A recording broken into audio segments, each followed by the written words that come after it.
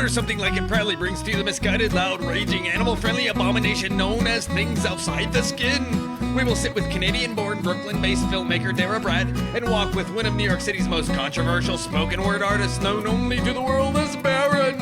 And lastly, impressionist painter Charles Basman will show us how to capture the drifting lights in oils. So sit back, relax, and enjoy the show!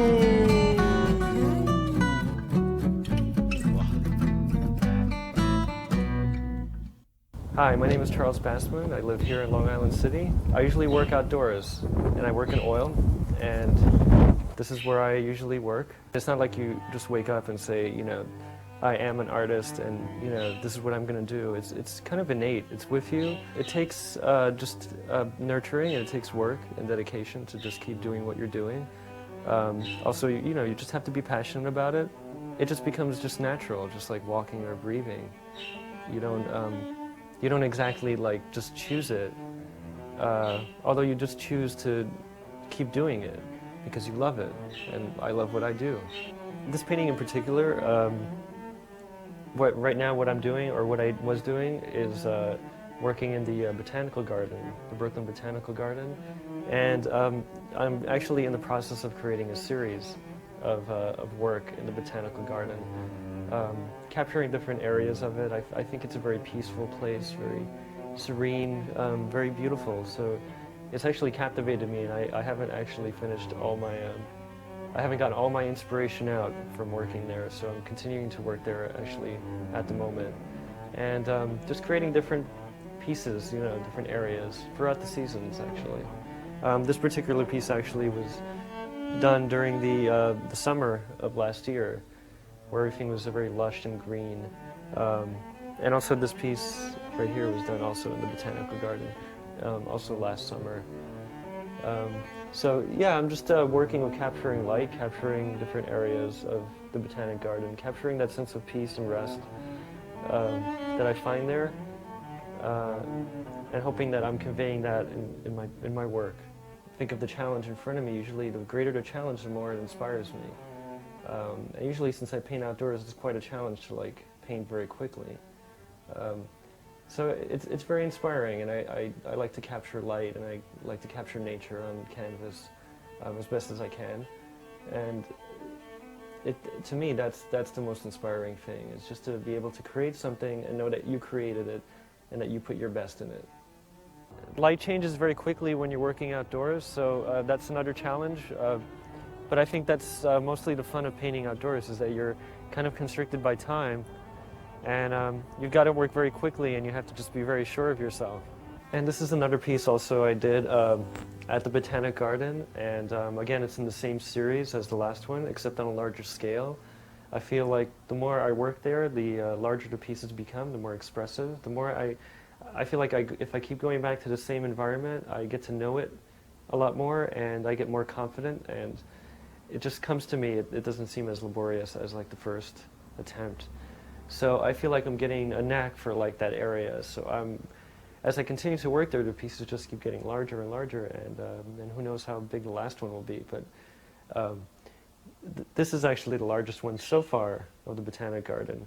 And you know, here I'm getting a bit more, changing the angles a little bit, exaggerating the colors a bit more. And I also teach privately. I teach painting, which I also enjoy. Sharing my knowledge with somebody else, seeing them grow as an artist, which I think is a great reward. I also sell work, you know, to people who enjoy my work, and I find it very gratifying to hear that my work is hanging in their house, and that you know, it's making their lives happier, and they're getting some sort of pleasure out of it. In terms of still lives, I also enjoy doing still lives, but that of course is here in the studio. And those are also like very fun to do. I usually experiment with color and with composition, just like I do with landscapes, but landscapes of course have a different feel because I'm working outdoors.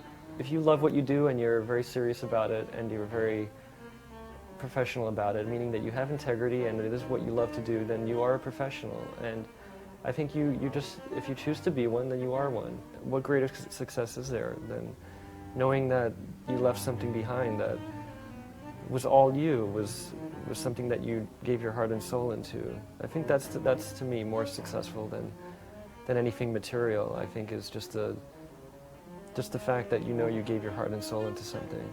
And I think every great work of art, usually you could see, or you can see, that the artist put everything they have into that one piece. And I think that's more of a measure of success than anything else. I think I enjoy landscape painting more, particularly landscape painting, because I like painting outdoors. I enjoy meeting people while I paint. I think like the whole experience of being outdoors and knowing that I'm painting and people are very curious about it and they want to see art in progress. To me, that's a very inspiring thing, and it makes me want to go out and meet people and share my art with them, share my process. I think that's very rewarding. Just like to say thank you, and I feel grateful to have the opportunity to talk about my work. And if you'd like to see more, just visit my website, basmanstudio.com. And again, my name is Charles Basman, and thank you very much for listening.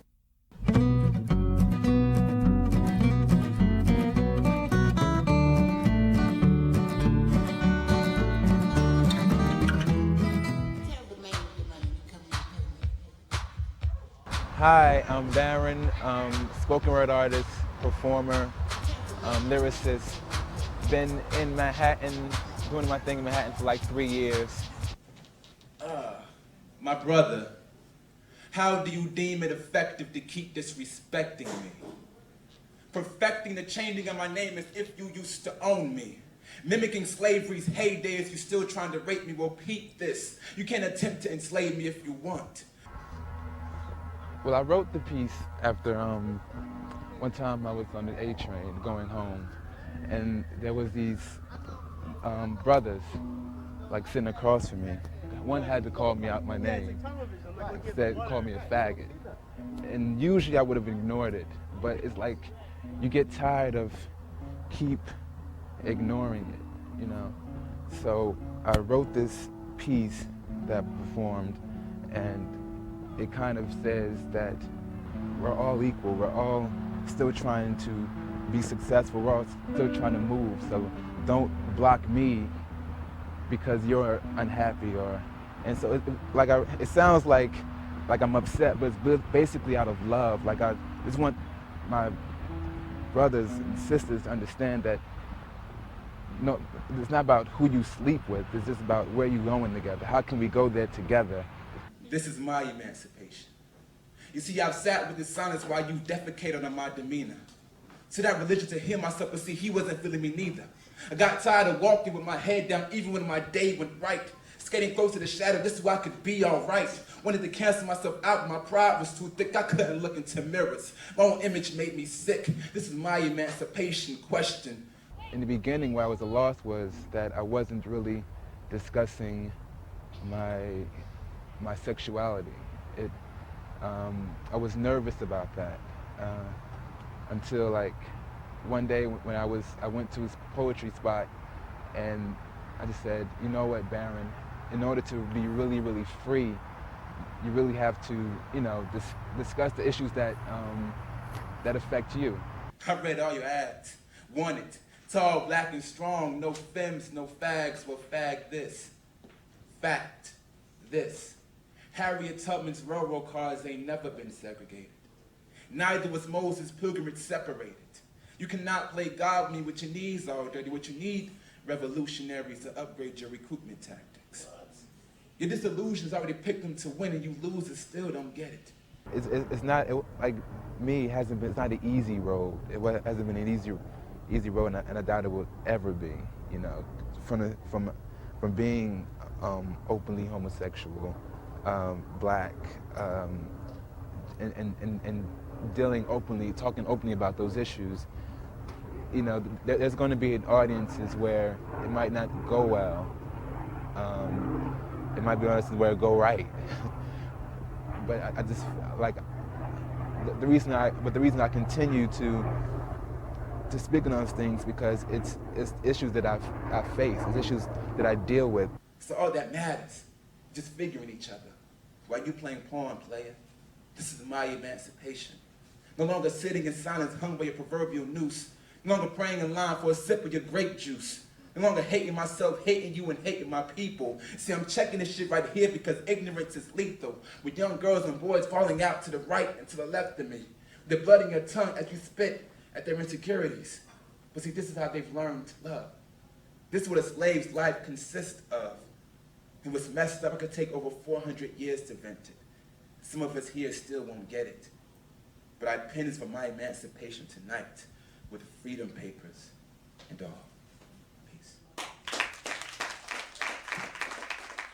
Like, I don't perform like I'm the gay black performer, but performing like I'm Baron, you know, just Baron. Like my life completely isn't like, my life isn't gay, it's a life, it's Baron's life. Like, my bills aren't gay. They're bills that I have to pay, basically. So yeah, I write about my issues, write about abuse, like anything that's on my heart at that time. Like the women in my life, you know. Write poems about my grandmother, who's been there for me since forever, you know. A part of me died that night. Gray blinks 5 times for each second gone by. 4 tears chasing 3 words he would never hear again as his 2 eyes close to this world. And he lies like a child clung to his mother's breast. 1 life less. All right, thanks for listening to me ramble. I'm Baron. Want to know more about me, go to www.artistbaron.com. I'll see you around. Peace.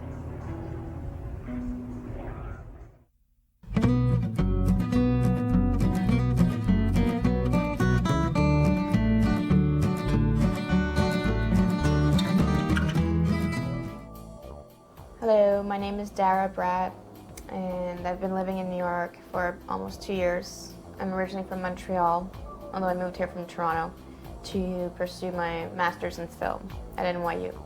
So I'm in my 2nd year of my grad degree of wanting to be a filmmaker, like almost everyone else in this world.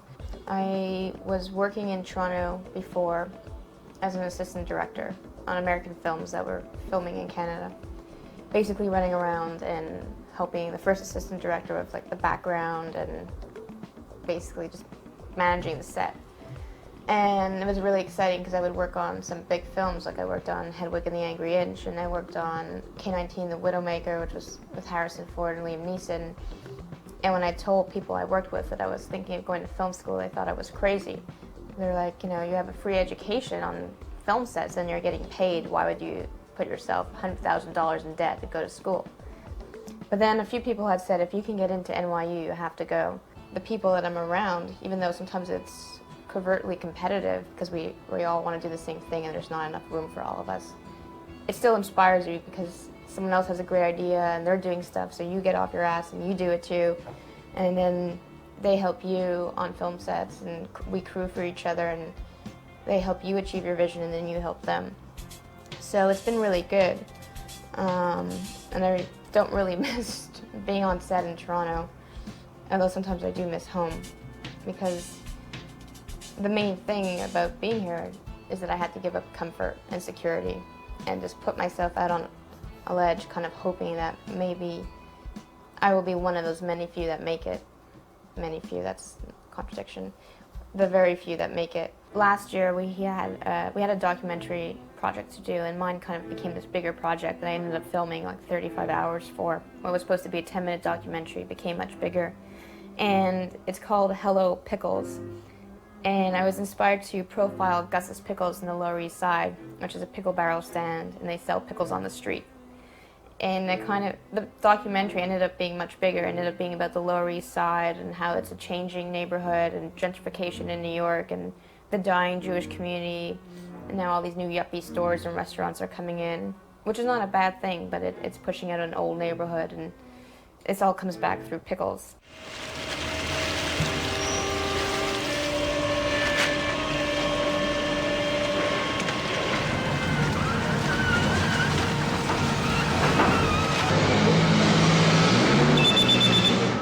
pickles. Can I help you?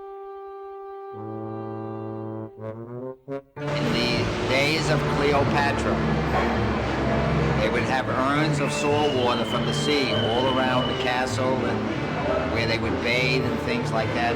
One day someone was carrying raw cucumbers, which came from India, raw cucumbers, and some fell in a bowl of salt water. No one knew that this happened. Within 3 days, and it was in the hot weather, they saw bubbles and fermentation coming out of this vat. And they looked down and they saw fermenting cucumbers that were turning into sour pickle. They tasted it. And that's the true story of where a pickle was invented by mistake at the time of Cleopatra. Much more Jewish stores around here than lately. Lately it's a little quiet. And things do get lost. And I don't want to sound like an apologist for gentrification, because in some ways it is kind of a shame when you do lose some sort of native character, but at the same time, the entire history of New York is one where neighborhoods are always in transition. But it's about Jews, it's about New York, and it's about pickles. And I think it's kind of funny and dramatic at the same time, and it's about survival in New York and how fast neighborhoods change. And what was really exciting is we actually interviewed Moby for it, because Moby owns a restaurant in the Lower East Side, and we actually interviewed almost all the neighbors of the community. Well, the other thing too, it's partly that you need to come in with ideas and stories. You need to come in with experiences, and you need to have lived. But the people that will make it are the people that don't give up and just push. And a lot of it's just really not so much about the great script in your drawer, but how much dedication you will have to get it out there. So thanks for watching. My name again is Dara Bratt, and hopefully you'll be seeing my films. Hello Pickles in full. I don't know, hopefully the next time I'm on TV, it's be at Sundance or something like that.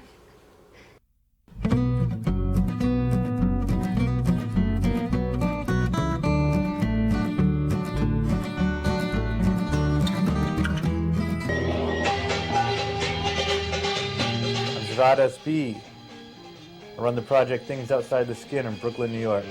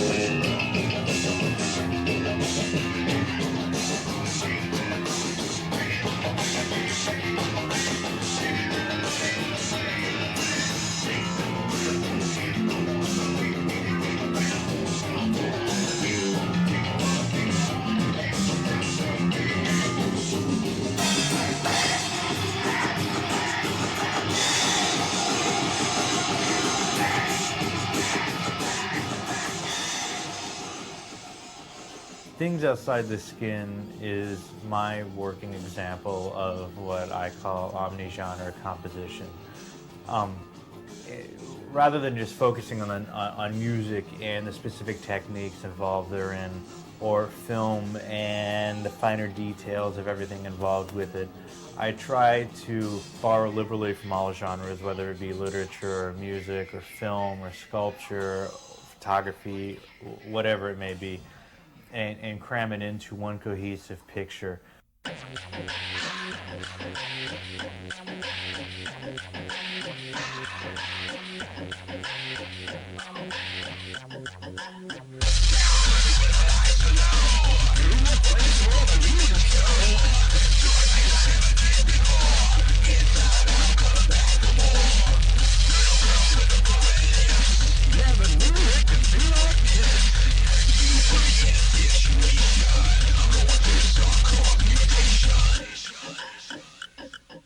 Things outside the skin is everything. And that's what I try to put into it.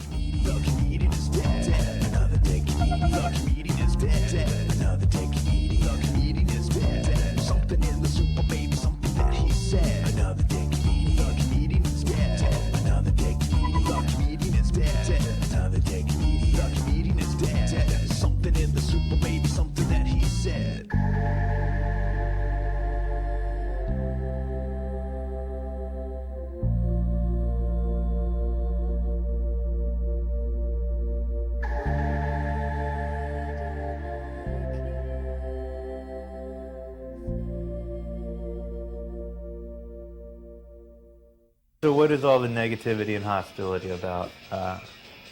What are you so angry about? I'd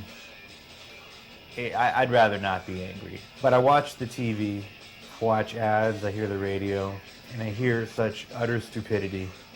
It makes my blood boil. I see misplaced priorities. I see hundreds of thousands, millions of people starving. I see animals getting abused.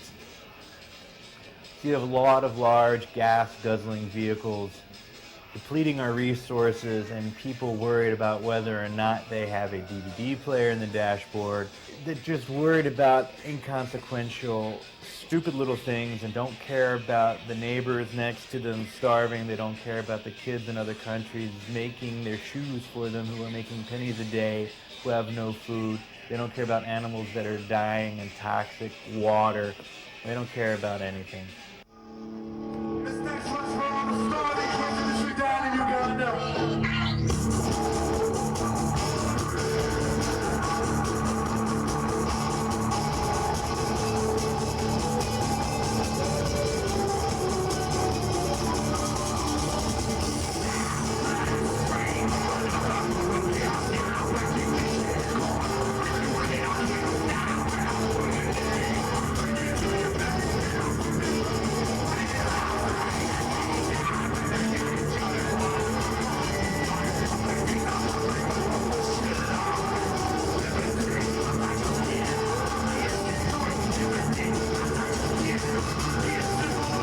For more information about things outside the skin, go to www.outside-the-skin.com. There's music, there's videos, there's pictures, there's essays, there's software. It's all free. Show listings for when we're on tour and all that. So if you're remotely interested, you can check it out.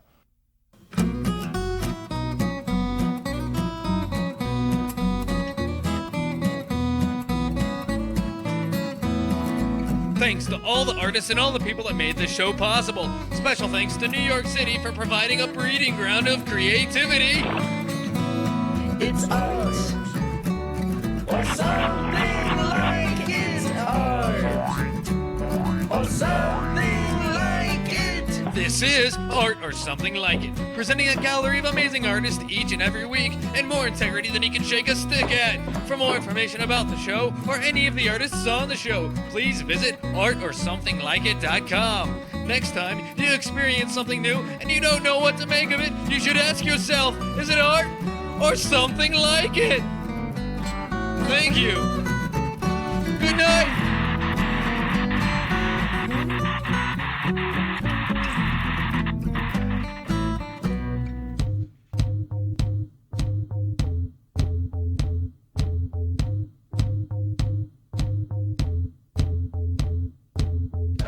I'm art or something like it.